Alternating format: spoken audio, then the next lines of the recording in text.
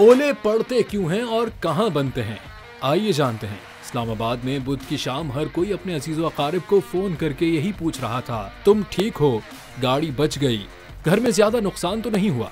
और इसकी वजह इस्लामाबाद में अचानक होने वाली शदीद ज़ालाबारी और तेज बारिश थी। ओले बनने के लिए खास हालात होना जरूरी हैं।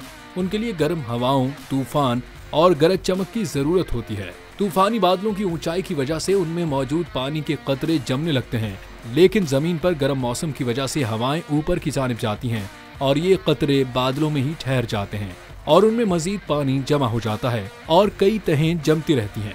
आखिरकार उन पर इतनी तहें बन जाती हैं और ये इतने भारी हो जाते हैं कि ये जमीन पर ओलों की सूरत में गिरने लगते हैं।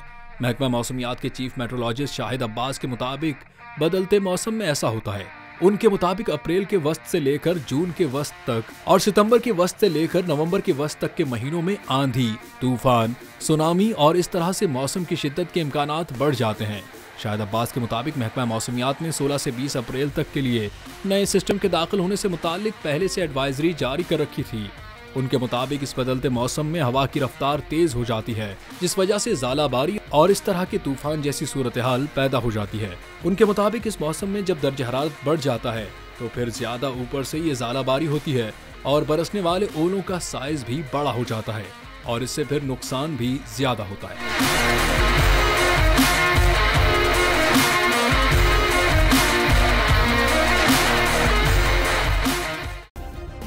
सब्सक्राइब करें और बेल दबाएं ताकि कोई खबर रह न जाए।